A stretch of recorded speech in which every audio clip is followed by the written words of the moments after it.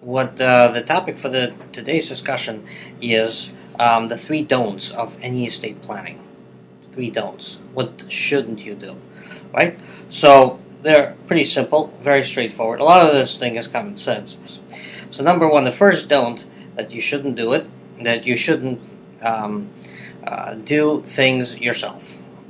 Basically, what does that mean? In other words, there are a lot of people who think that they know better, and they um, uh, either for economic reasons, practical reasons, maybe they're too busy, maybe they just don't want to share their thoughts or disclose any their status or socioeconomic position to anyone else, their net worth to anyone else, and so they go ahead and they start doing things on their own. Bad idea. Even if you do have like an accounting software or a do-it-yourself will, or you want to go with LegalZoom or things like that. Generally speaking, it's a bad idea. It does not give you the pitfalls that you need to be aware of. Now, there aren't that many pitfalls. The majority of pitfalls arise from two things. First is taxes. Second is family troubles. You may run into a problem where something you've done or failed to do is now going to cost your heirs money, or you have antagonized people just inadvertently, and you shouldn't have, and now they're kind of squabbling about it. So those are the things that may happen if you do things yourself.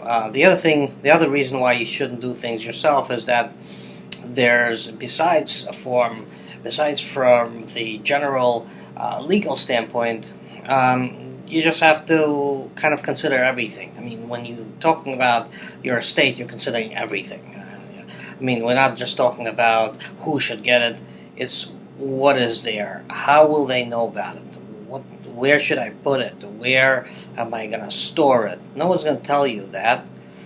You may go online and start researching that, but people are usually not that detailed when it comes to their estates, because everyone thinks they're pretty much going to be here forever and immortal. So therefore, thinking that far ahead is just not a natural thing. So that's the first don't. Don't do it yourself. Number two, don't single anyone out, basically. And what I mean by that is that very often you have multiple family members. Someone is more high maintenance than others, and as a result, you may have bequested to them more than to the others, or let's say you have been nicer to them more than others, or they have been more nicer to you, and so then you turn around and you say, you know what, I'm going to. When you draft your plan, you draft it with them in mind. And that's not necessarily good, because if you identify, if you treat somebody special, then it naturally antagonizes others or raises questions of undue influence, especially if that somebody has had a disproportionate access to you. That always raises, and they got the favorable treatment. That always raises an issue of, well, what was the circumstances of why that person got more than we did, and that's always a bad thing, because you never want to draft a document that may eventually lead to a lawsuit. What happens if you do want to disinherit somebody? Let's say you do want to give somebody a special treatment. You do want to give somebody less because they did something or they got something during their lifetime, and everyone knows about it. So, if you are in that position, then just disclose it. Just really be very, very clear about what you are doing, what the intent is, and why you're doing it. And hopefully that way, you've introduced enough disclosure to anticipate issues that may come up later on. Responsibility. Yep, we're gonna get here sooner or later. But responsibility in estate planning is really critical. Now, what am I talking about? Very often, if people who treat everyone fairly, so they appoint everyone for everything. Not a good idea. Two things. For example, what am I talking about? Let's take an obvious one. Executors. Executor is a person who maintains the estate and just takes care of the estate after passing of the person who made the will. And let's say there are 3 children, or 4 children, or whatever, or 2 children, doesn't matter. And the parent, well-intentioned parent, who always treated everyone fairly, decides, you know what, I'm going to appoint everyone. I'm going to appoint everyone to that role because everyone's being treated fairly. And so they do. There are 2 things that may happen. Number 1, when everyone has the right to do everything, then what may end up happening is that no one does anything. Why? Because everyone else is supposed to do it.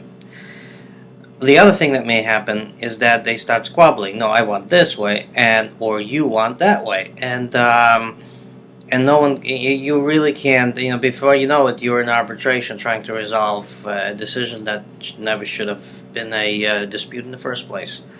So identify an individual in your family who is responsible. Not only that, not only responsible, but selfless and reasonably altruistic, and yet decisive. And this way, such a person, it doesn't have to be a good business head. It doesn't have to be somebody who's shrewd and economically savvy. We're not talking about, most of the time, we're not talking about very complex issues here, but identify somebody who's responsible and who will take the reins and see this to the end. It very often isn't somebody who is staying with you all the time. That's usually the worst choice, especially if they're staying with you because they can't find a job, they can't get their life together. That's not a good choice. That's not a good choice to have as your executor. But somebody who's been accomplished things, who did set up their own nest egg, and now they're coming back and they're helping you. That's a good possibility. But just, it has to be somebody well-liked, it has to be somebody altruistic, so it has to be somebody who won't stab everyone else in the back and take everything for themselves. But it has to be preferably 1, maximum 2 individuals, but not more, because otherwise you get into this thing where it's too many cooks, and the soup will definitely spoil that way. So anyway, these are the 3 don'ts for today's presentation. Again, if you have any questions, by all means, try to post them or ask them in the email. My email is joshua@capitallawpractice.com.